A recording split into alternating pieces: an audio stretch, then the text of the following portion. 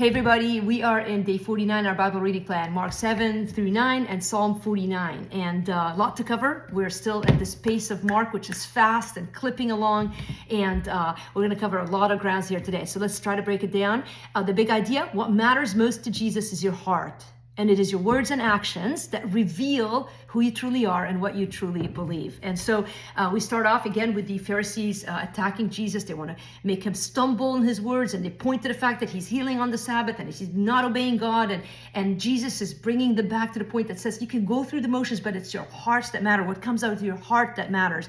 And I think this is an interesting contrast with when he goes to South Lebanon, to Tyre and Sidon, that's my neck of the woods, and he deals with the Syrophoenician woman. And at first you read the story and it can be so jarring, and yet you see her heart, he tests her and he calls her a dog, which if you read the commentaries, evidently it's like a cute little Fido, not a angry little dog, but whatever the word is, I think rather than be offended, understand that this woman really believed that Jesus is the Son of God, and because of what is in her heart and her belief, God heals her, and it's awesome. And then you kind of make it through chapter 8, and halfway through chapter 8 you sort of bifurcate between this ministry where Jesus has been healing people and everybody wants to be with him and follow him, and he's the most popular person on social media, and now all of a sudden it's going to start to get harder because he's on the way to the cross and he's known it all along. And you start to see this language where Jesus is reminding his disciples that he's going to die, and they don't want to hear it. Peter doesn't understand it, and Peter tries to protect Christ from that, despite the fact that he had just confessed in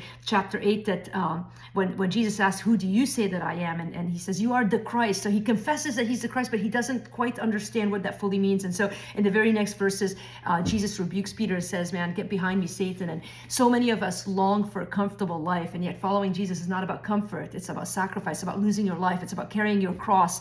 If you're facing a life that's difficult and you're wondering why God isn't providing you healing and comfort at every turn of the bend, listen, it's probably because it's not meant to be this way. And you trusting God in your suffering is the way of Christianity. And so then that leads us to the transfiguration.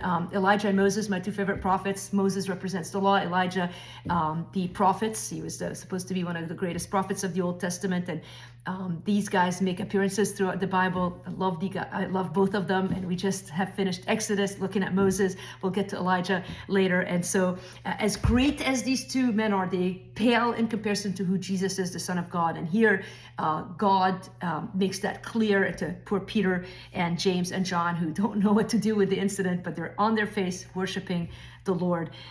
They come down, and now we finish, of course, with this reality that as much as we want to believe and to pray, we are so weak and have so much to learn. And so the example of the Father that says to God, like, I believe, help my unbelief. And how many of us live in that space today?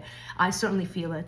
And to me, that was the highlight of the reading, where God wants us to be honest with him about where we're at, and he longs to move when his people pray. And so let's do that. Let's lean into who he is, worship him for who he is, and expect him to answer, not because of the strength of our prayers, but because of the goodness of who he is. Love you guys.